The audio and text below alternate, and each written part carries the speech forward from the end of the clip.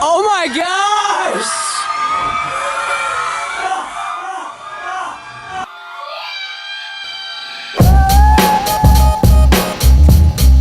So that's me racing American Ninja Warrior legend Daniel Gill. If you don't know who Daniel Gill is, he's one of the top competitors on the show American Ninja Warrior, making it all the way to the finals numerous times, and he's an all-around awesome dude. Recently, he was a guest speaker at my church, and for fun, we had a bounce house obstacle course set up, and of course, I had to challenge him. This is what went down. This is American Ninja Warrior Daniel Gill. I'm challenging him to a bouncy house obstacle course. Well, I'm going against you, Obie? Yes, you are. That side? Ah! Wait, am I on that side? Okay, all right.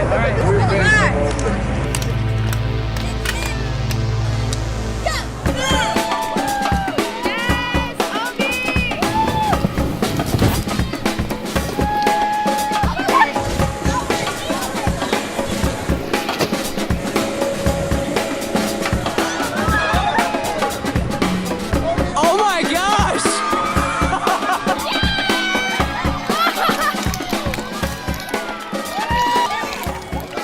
That was a solid tie, dude. That was a solid tie. I like came around the corner and you're halfway up the slide. And I was like, oh!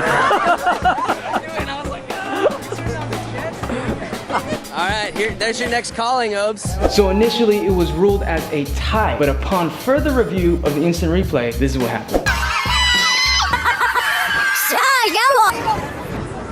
Oh my gosh!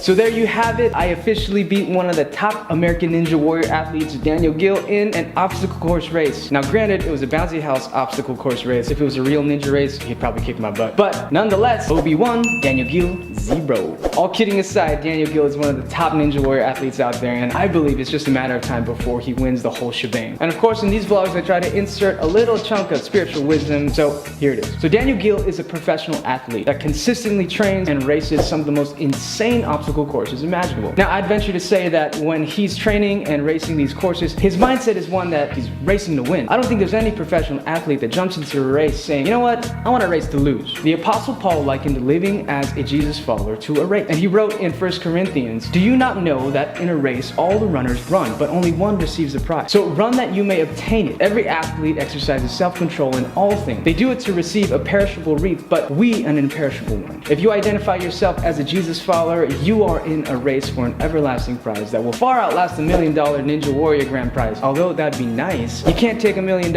into heaven, nor would it even be worth that much up there for that matter. You see, Daniel Gill did not wake up one morning as one of the best ninja athletes out there. He first had discipline to train and practice hard and diligently, and he had self-control to do the right things and not do the wrong things. That's why the Apostle Paul wrote in the book of Hebrews, lay aside every weight and sin that clings so closely, and let us run with endurance the race that is set before us, looking to Jesus, the founder and perfecter of our faith. Imagine if the next time Daniel Gill reached the American Ninja Warrior finals, he had 50 pounds of weight tied to his foot. He probably wouldn't be able to run his race as well as he could. That's what sin is in our life. They are sandbags that weigh us down and hinder our spiritual race. So cut the cord, break the chain, whatever it is that is weighing you down, whether it's an addiction, a bad habit, an unhealthy relationship, lay it aside and keep your focus fixed on Jesus so that you can finish the greatest of all races and win the greatest of all prizes. And be sure to catch Daniel Gill on the next season of American Ninja Warrior.